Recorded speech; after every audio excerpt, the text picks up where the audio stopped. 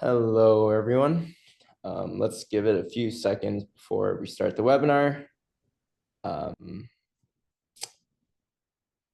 Before we start the webinar, if we have time, everyone drop your Shopify or stored URL for potential live CRO audit. Again, if we only have time, we'll do one or two, and we'll look at your website and give you suggestions. So drop your URL for a live CRO audit if we have time. I'll give it a few seconds before we do intros. So keep dropping your URL.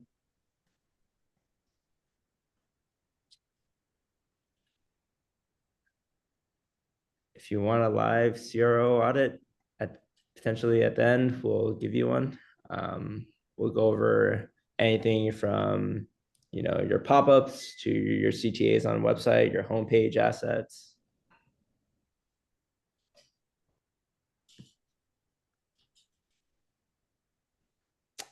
Okay. Again, drop your URL and potentially we'll choose you to do a live CRO audit. Okay, let's kick things off with a round of intros. First and foremost, welcome everyone to the webinar. My name is Ray. I'm the head of marketing at Nostra. Previously, I was in direct-to-consumer brands like you guys, running ecom and retention. Haven't seen site speed improvements while using Nostra on my previous brands that I worked on. I was eager to help and spread this product across the D2C space. Now I'm going to pass it to Arthur. Hey everyone, good to see everybody here. I'm Arthur. I'm the founder of Nostra AI, which is a software company. I'm sure we'll go over a bit here, but we work with hundreds and hundreds of different e-commerce websites to make them faster, but also how to survive the new iOS 26 updates. What's going on with 1,000% increase year over year on bots.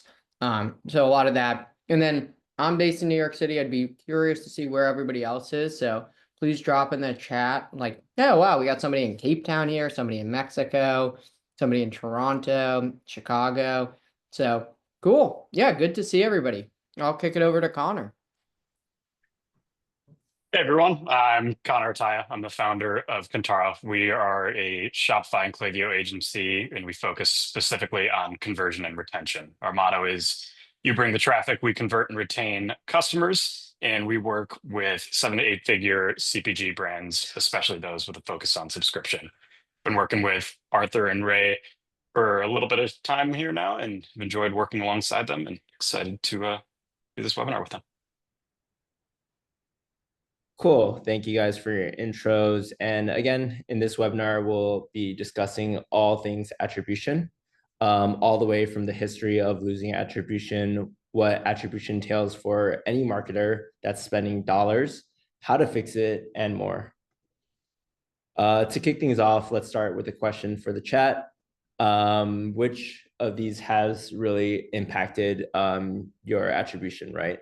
Has iOS updates really changed the game for you? Chrome cookies, UTMs being stripped, GA4 limitations, or other, like if you have any other ways attribution has been cut back from you, throw it in the chat. Cool, we got some people that says UTM, a bunch of people that says iOS, which is very, very common. Yeah, and GA4, everyone hates GA4, apparently.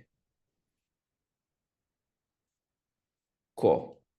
In this webinar, again, we'll be discussing how to fix all that. Just going over some history of, attribution, what's been happening. And for the last decade, a lot of marketing attribution has been like dying, right? People are losing where they're coming from. You're spending differently and platforms that you think are working, or even things that are working, like you don't really know, right? So what has happened in the history of attribution collapsing, right?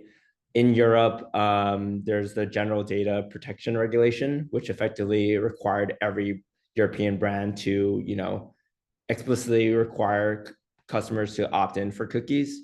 Again, like as most of you mentioned, iOS 14 caused a lot of issues with tracking. People lost a lot of signals from mobile. Safari and Firefox blocked third-party cookies by default. Chrome announced cookie deprecation, and effectively 60% of the traffic that went through Chrome, like cookies started dying within like 3 to 7 days. And even last month, iOS 26 basically stripped down all the click IDs. UTMs were gone. A lot of people are seeing an influx in direct traffic, which effectively could have came from your emails, but the UTMs were just stripped from that. Without attribution, right? Your teams are basically spending into a lot of things that aren't really working, right? Without clear attribution, marketers don't know which campaigns are truly working. We keep funding channels that look good on paper, but they're not actually driving incremental revenue and conversions, right? Sometimes you're seeing like TikTok overperform over like a Google underperforming, and you'll keep investing in TikTok, where the winner could potentially be Google. You just don't have that attribution or like an MTA tool. A lot of paid teams also, are depending on accurate signals to adjust budgets, to change audience, to update creatives. But when those signals vanish, like you lose that feedback loop and you start not having that incremental improvements. And a lot of times, your losing ad could actually be a winning variant, right? You do this playbook and you think you have an A+ ad, but it ends up failing and underspending because the cookie just disappears. It's under attributing. You just don't really know how that ad is actually doing. And effectively, teams are making slower decisions, and because things are like backed up by weaker evidence. In turn, ad spend has gone up, CAC has increased, and again, it's all that feedback loop of you're not being efficient with your spend, you're not understanding what the customer is doing, and you're basically losing all that attribution. I'm going to kick it off to Connor, and he's going to go over retargeting. Yeah, and then as far as retargeting, in the current state, as a lot of people were talking about with iOS updates and just loss of cookies, we're not able to place people into the consistent experiences for those new versus returning visitors. Additionally, we can't place them into the correct marketing flow, specifically things like Klaviyo abandoned flows, things of that nature. We just can't accurately pass a 7-day window, really depend on those retargeting strategies. And then as far as personalization goes, any sort of feature or test or anything along those lines that you want to create based on new versus returning, you just can't run those effectively. You want to treat those returning visitors and those returning customers as special because they are to your business, but being blind to their status after just such a short window effectively eliminates that possibility. And then A/B testing, which is something we focus on very heavily, it just becomes unreliable. Users are constantly being rebucketed into the different test groups because most tests are going to be running for more than 7 days. Anything past that, we can't really effectively analyze and rely on those new versus returning results, especially when you start to see those results as different for those two groups. You just can't accurately depend on that data. Yeah, and also like I've seen it as an analogy. If you met someone on the street and they know your name, it's kind of awkward when you don't really remember who they are, right? That's basically effectively the same thing when you don't have attribution, when you don't remember your VIP customers. So I guess like Arthur, like what can you really do to fix dying cookies? Yeah, so maybe I'll start off with how can you do this without Nostra? Because I'm incredibly biased in that I think that Nostra is the best solution to solve this, but I think everybody's here trying to solve the same problem. So while I'm going, I have the chat pulled up on my side. But if people want to drop into the chat what they're seeing, what sort of problems they're having, I'm also happy to tackle kind of different problems live. And sometimes they're iOS related, sometimes they're UTM parameter related, sometimes they're iOS 26 related, iOS 14. I've seen a lot of them. So please drop them in, and I'd love to to see if we can solve some problems. And maybe even if I don't have the answer, somebody else in the chat will. So keep firing those in there. So the fundamental change that was made, a couple years ago in 2021 with iOS 14, and then has gotten progressively more strict. I don't think we need to go over 14 versus 15 versus 16, all the way up to 2020 to 26, is that the iOS browser has started grouping cookies into two different categories. Category number one is categories that are deemed quote unquote mission critical cookies. So I don't know if anybody here has noticed, but when you go to Netflix, I'm still logged in, right? When I go to netflix.com, I don't have to type in my password every time because the cookie exists. And that's because Netflix sets their logged in cookie as a first party server side cookie. That's great, right? You don't have to reset. The internet really wouldn't work if you didn't have any cookies on it, right? If every single time you had to go to Netflix, you had to sign in, people probably would stop going to Netflix because it would be incredibly annoying, or they'd switch to a browser that enables people to go there. So that's kind of the first key principle that we should think about, which is what cookies are impacted and what cookies are not impacted. So then there's the third-party set, JavaScript set cookies that are heavily impacted. And so that's when iOS sees that either you set your cookie via JavaScript on the front end, and it calls out to Facebook, or it calls out to Google, or it calls out to IntelliGems, or to Optimizely, or to Klaviyo, or whoever it is. And it calls out because it's, analytics.10,000.com. That's what's called so it's calling out to a different domain on the internet. And so the way that the iOS browser, figures out what's going on there is they have kind of two groups, either first party server side set cookies, which are pretty much unimpacted, like through all of this, they're totally the same. And then there's, what I would call third-party set cookies. You can either set these server side on a subdomain, so like analytics.10,000.com, or it can be, set via JavaScript on the browser, and they're kind of treated the same, which is they're not first-party server side. And so that's like what we're looking at in terms of the two differences. Oh, I see the question in there, so I will get to that in a second. Wow, it seems like that is the driving question. Okay, cool. So when you're a Shopify store, so it seems like, maybe drop in the chat. Are most people here Shopify stores? I imagine so, because that's who we emailed. So I imagine the vast majority of people here are Shopify stores. So Shopify's Shopify YID, that's Shopify's cookie. Shopify is the only provider, unless you're using Nostra, but let's assume you're not using Nostra for the time being, that has access to a server-side cookie, because they control your server. And so they place their Y cookie, which is their cookie. It's a Shopify_Y if you want to look in your code. And the Y cookie is being set via Shopify, and it's deemed a first-party server-side cookie because it's resolving to the same IP address, right? It's domain.com is IP address 62.46. blah, blah, blah on the internet. When you use a Google Analytics cookie, it is resolving to a different IP address on the internet. It's resolving to 84.467. blah, blah, blah. And so as a result, there are two different IP addresses. iOS thinks that it's a third-party set cookie, which it is. And so then after 7 days, it locks it. And so I'll show you a quick graphic here of like what it looks like for a server-side set cookie versus a non-server-side cookie. So Ray, I'm gonna send a request here to share my screen. Sorry, kind of going off here, but I'm just going to show you based on this. So this is exactly, I'm going to show you a Meta cookie versus a Google Analytics cookie, but they look pretty much the same.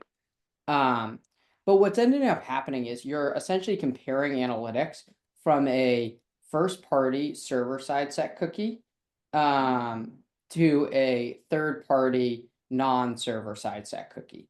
So if we look at this, this is our Edge ID product, but what you can see here is pretty drastic, which is, can everybody see my screen, right? Thumbs up, yeah. You're good. So this is a cookie that is set just on the browser. So this was set, and you can see this is a cohort analysis.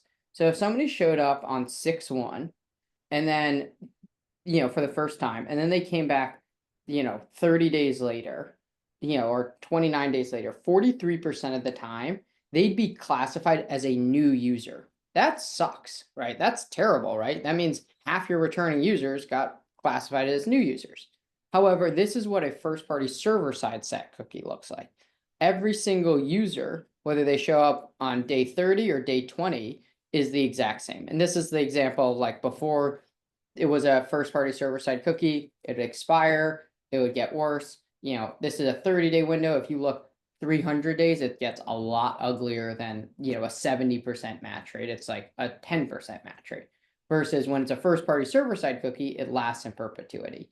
So does that help answer the question why your GA looks different than your Shopify cookie? Because Shopify cookies works like this because it's a first-party server-side cookie. Your GA cookie is a third-party set cookie, so it looks like this. Let me just see this.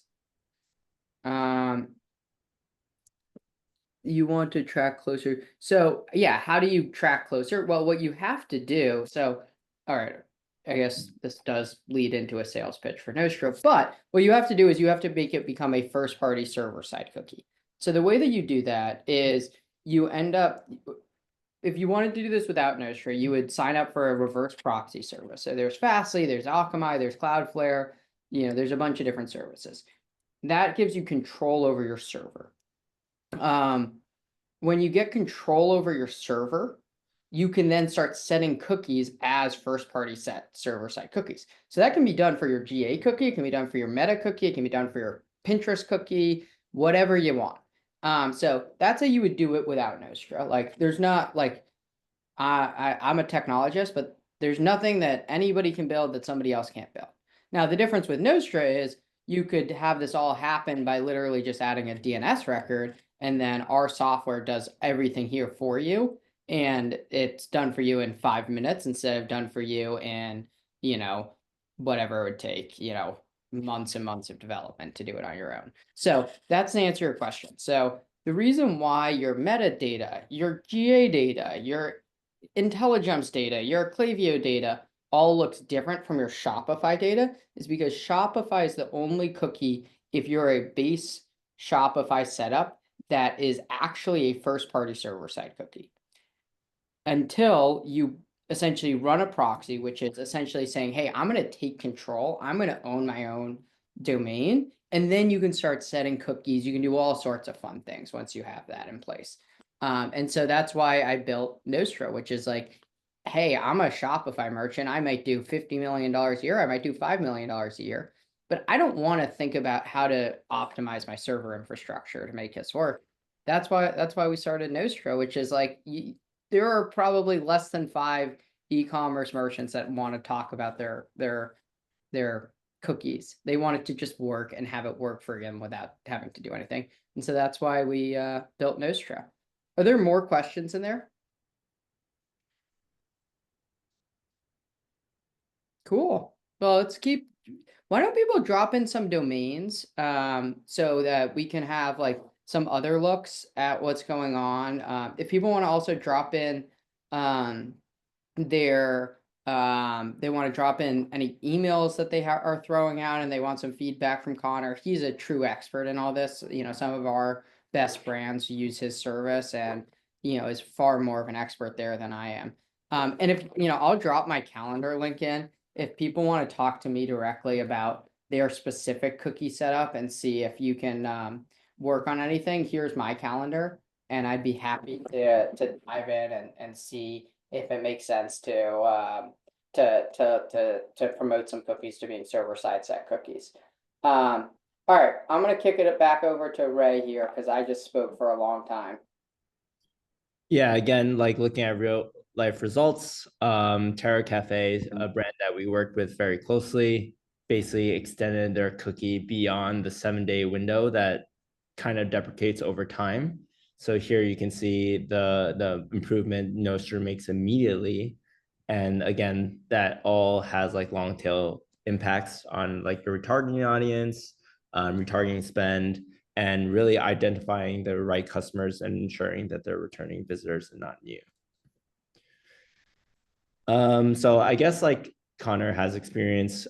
Connor uses the Edge ID product, and I guess Connor, how does Edge ID power CRO and retention?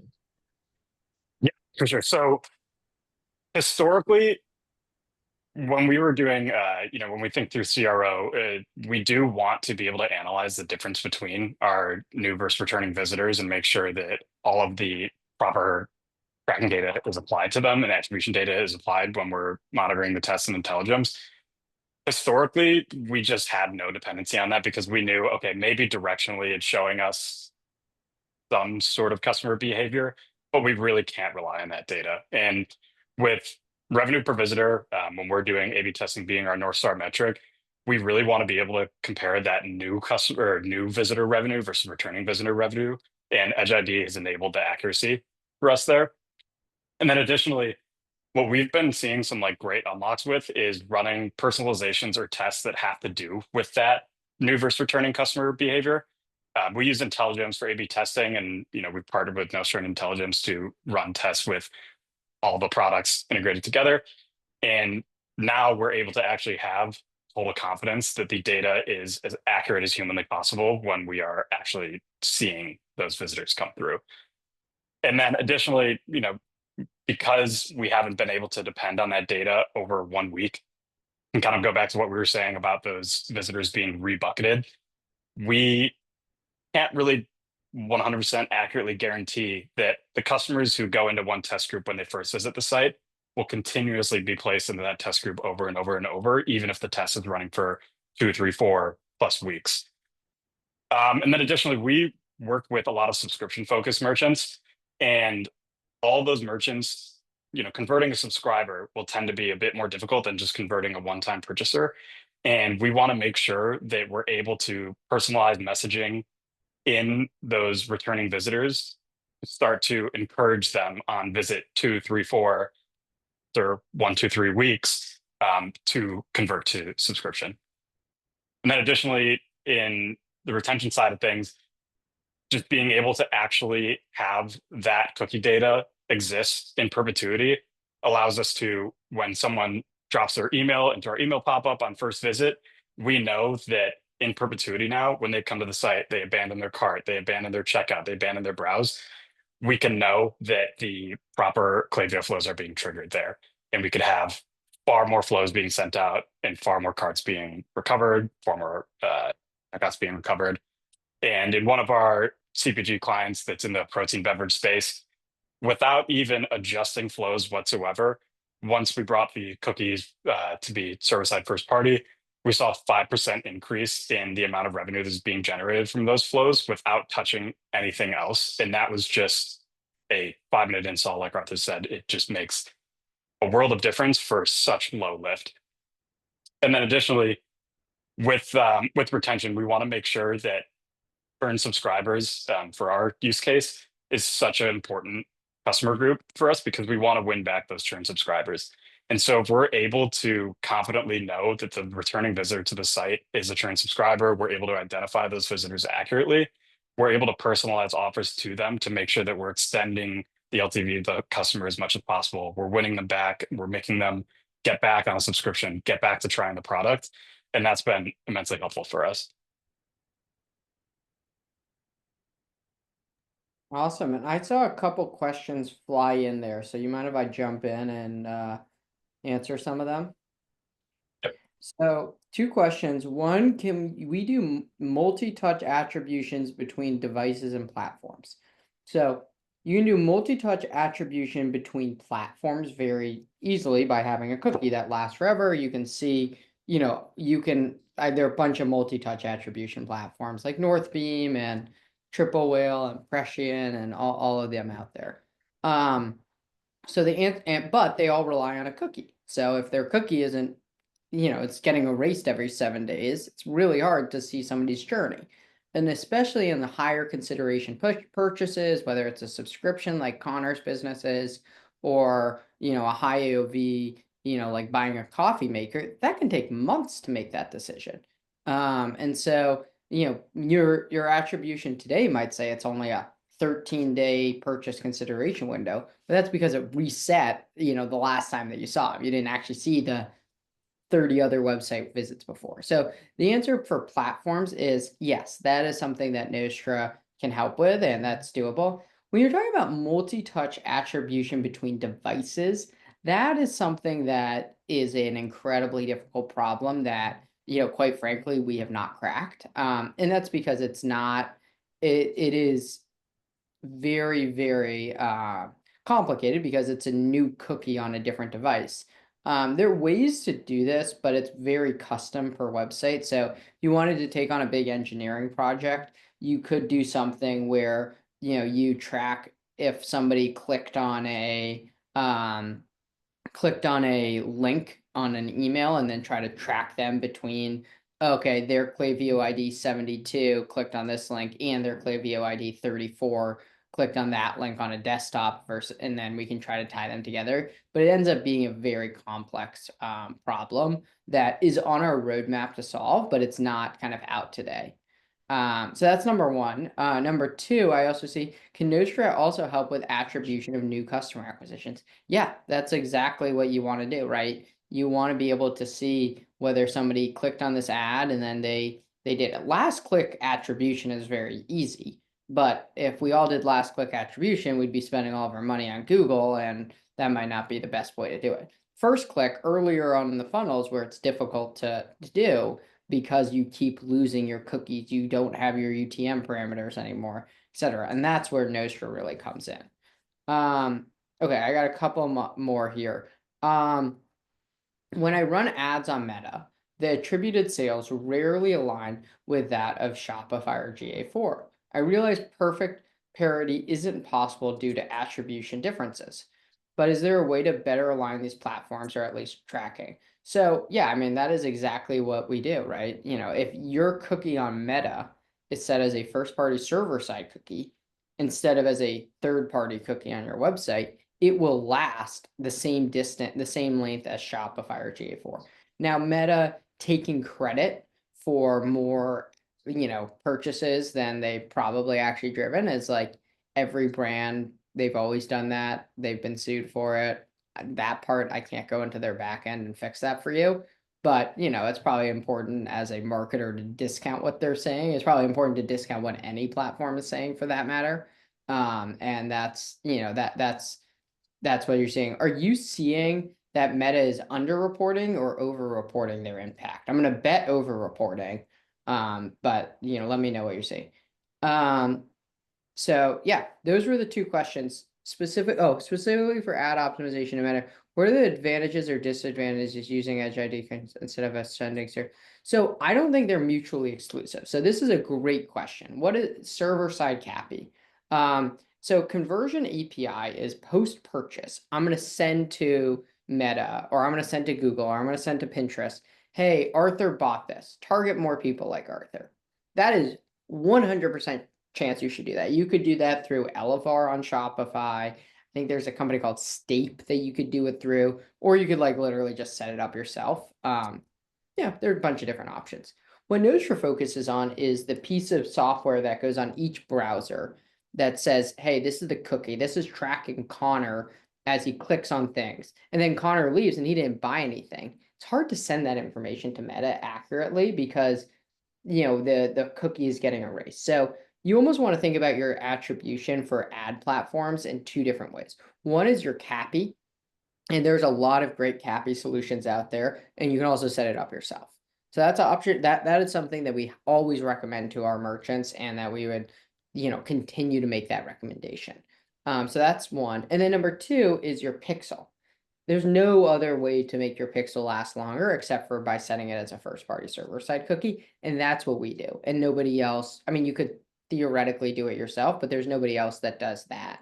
And so if you want the best signal for Meta, the best thing to do is both to have a CAPI solution, but also have a pixel and a pixel solution, and that's where we come in, is in the pixel solution. So back to you, Connor and Ray, and please keep those questions coming in.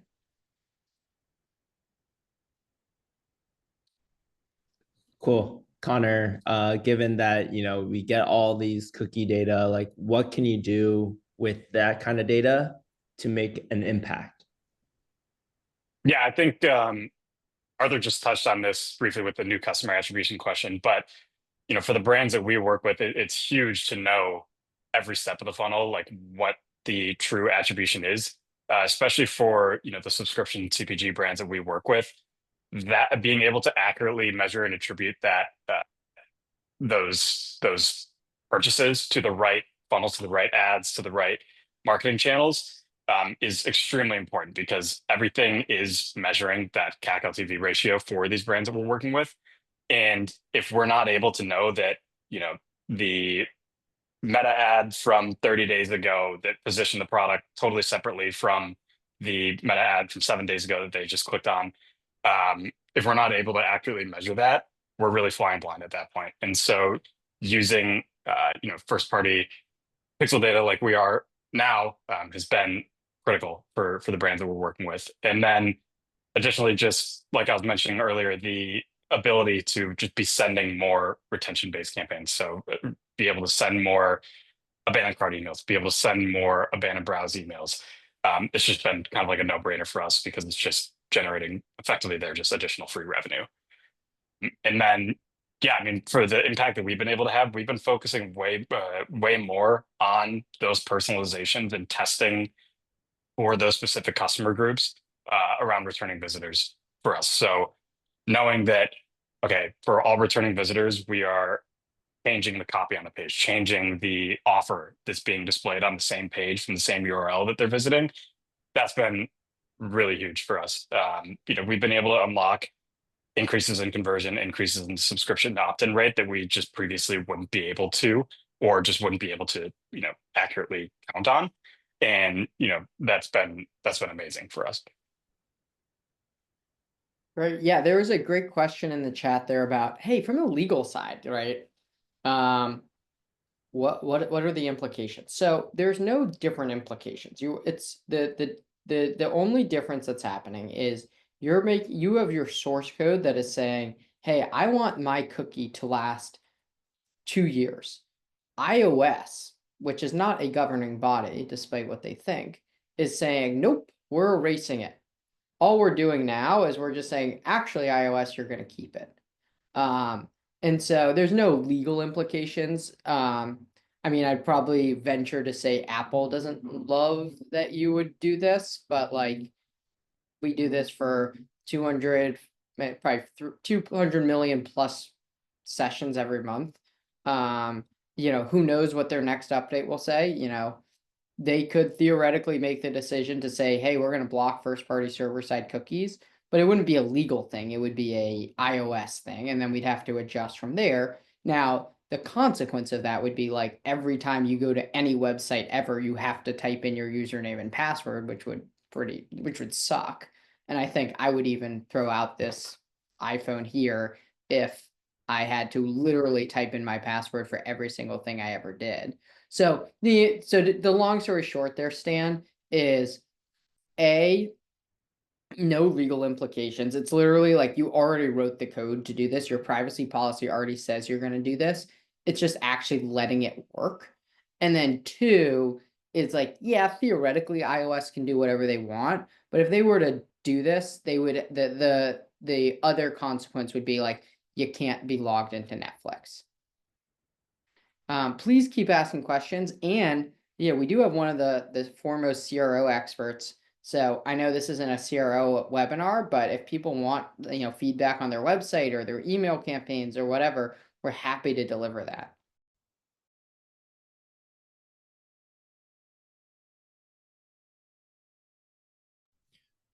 Cool. I see Meritech.com and America's National Parks.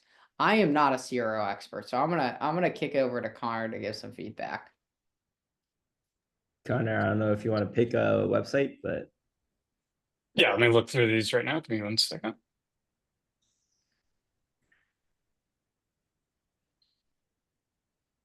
Mm, if you want Pull these all up. anyone that has questions, keep dropping them in the chat.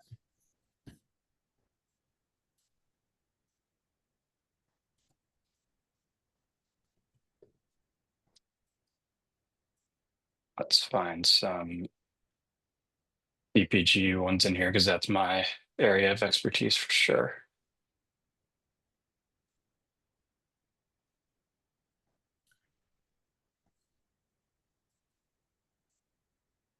Cool. Let me bring this one up right now. Actually, uh,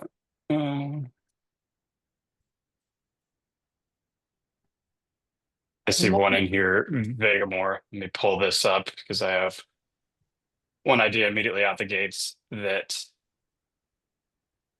has worked very well on a lot of our clients recently. I'll bring up this Vegamore one here because subscription CPG is definitely our area of expertise. I think one thing that we're constantly doing with our clients is buy box testing. So subscription opt-in rate and subscription revenue per visitor is the name of the game for our business. Like that's what we're trying to drive for our customers. We want to convert subscribers and then on the back end do everything that we can to retain them. And one thing that's been working extremely well for us, I think that the percentage base offers has been a bit confusing for customers more and more as different offers are made, saving 34% across, I think probably the past 3 times that we've run this across 3 different clients, we've been seeing great success with positioning it as a value play where you're not saving a certain percentage, you're saving a certain amount of money. I think that it's a lot more tangible for customers to understand. Okay, here I'm not saving 34%. I'm saving, what would that be? $74, if my math is right there. That feels a lot more of an enticing offer for customers, at least in our theory. And I think that it's such an easy change, but that's driven some huge conversion increases for our clients. And then I love the like 1 versus 3 month supply as well. And then looking here, yeah, understanding that you're saving such a dramatically larger amount of money with that 3 month supply. I think you can put it directly in the size selector there and just communicating to customers, okay, I'm saving $74 versus going to a 3 month supply as opposed to what would that be? The $15 with a 1 month supply. Pushing customers towards that largest dollar amount of savings has worked incredibly well for us recently. Go through the rest of the chat here. And I got a couple questions while you were doing that. Yep. One was, does this require an engineering team to set up? Nope, we do it all for you. It's all done live. You just add a DNS record, and that is literally the entire extent of it. And then you have access to a portal where you can actually track the cookie lifetime, which is super cool because I don't think anybody here has ever looked at how long my cookies are lasting. That's not like a normal, everyday question. But within the Nostra portal, it is right there. So that's number one. If you were rebuilding a marketing tech stack from scratch, knowing what you know about cookies, UTMs, click IDs, what would be the 3 non-negotiables? That's such a great question. So I'm going to assume that you're on a platform and we're not, obviously you need like Shopify or WordPress and Klaviyo and like, the basic things. If we're talking about, just talking about identity resolution, I think you need a way to track people. So I think an edge ID, like what we do, I'm incredibly biased, but I think it is mission critical because if you're going to make decisions based on data, your data better be accurate. Otherwise, you're just like guessing, or you might as well guess. So that's a great question. So that would be number one. Number two would be a multi-touch attribution framework. So that could be Triple Whale, that could be Northbeam, that could be Google Analytics if set up correctly. Could be a ton of different things on that side. So that's number two. And then number three, I would look at kind of a MMM solution if I'm a big ad spender, right? Whether that's and so that I can have machine learning and AI figure out where I should deploy my dollars, because they're probably a lot smarter than me. And so those would be my three. But Connor, what would be your three tools that you would focus on? And I would also add in a CAPI solution. Like, right, we're doing half the battle. There's another half. So yeah, Connor, what would be your recommendation there? Can you repeat that? Sorry, I was looking at American National Parks here in the background. Yeah, so there was a quick question, and if you had three tools to add to, or if you're building a marketing stack from scratch right now, what would be the tools you'd be adding and why? I think this is like taking out, like, obviously you need like an email system, you need a Yeah. Shopify. Like let's not do that, because I think that's obvious. Yep. Yeah, I think the one that's been really eye-opening for as it pertains to this is that first party cookie data for email marketing. It's just been such a no-brainer for us, and I've been recommending it to all of our clients because, like I mentioned earlier, with literally doing nothing, we've just seen a 5% increase in revenue coming from those emails. I just think that once you've hit a certain scale, and you could just do the math on it to compare like the cost of installing it to the potential revenue it could lift. I feel like that's such a no-brainer for us. I think heat mapping tools, I think a accurate heat mapping tool like a heatmap.com has been one of our most valuable tools to add to the tech stack. And then, again, this is probably a little more high level, but any sort of split testing tool, whether it's split testing on site or split testing in your emails, I think you're leaving so much money on the table by not just trying things out and running just 50-50 simple split tests. Something as simple as just copy changes could lead to a huge increase in revenue. And just not doing that, I think you're just kind of shooting yourself in the foot at that point. Cool, and we have a couple more questions. Ray, we'll be sharing this. We will be sharing the deck. We'll be reaching out to everybody, offering free consultations on this. Connor, what's the best way to get in touch with you? Yeah, I'll drop my email and calendar in the chat. Either one is great. And let me just run through the chat one last time here to just see if there are any questions that I missed. So if I haven't answered your question, please just copy and paste it in there now so that I didn't miss it, because I'm just running through this just to make sure I didn't miss it. No, you don't need a web development team. It is I think I just answered that. So, but it's literally you add a DNS record that we can do with you live on a call if need be. It takes 2 minutes, and then 2 minutes after that you're ready to go, and you're all of a sudden doing it. Question on analytics. So we don't pipe the data to an external dashboard like Looker, but I showed you kind of what the dashboard looks like earlier, and you effectively just see that, and you can filter by different cookies. I'm happy to show anybody it live as well. Cool. Thank you everyone for attending the webinar. Again, if you want to reach out to myself or Arthur, please email us or go to nostra.ai/edgeid. You can email me at ray@nostra.ai and arthur@nostra.ai. And please feel free to reach out to Connor for anything CRO or retention related at connorandcontara.com. Cool. His calendar is Thank also you dropped so much, everyone. This was so Yes. much fun. Great to see everybody. Have a good rest of the day, and let's kill Black Friday. I mean, there was something about lead gen offline. Well, if the conversions are offline, I'm not sure how tracking people on. It's a very complicated situation. Grab time on my calendar. I'm happy to walk you through what I would do in that situation. But really, really appreciate everybody taking the time on a beautiful Thursday afternoon. And yeah, Black Friday is coming up, so let's make sure that we actually can track what's going on. Well, thank you everyone. Have a good one.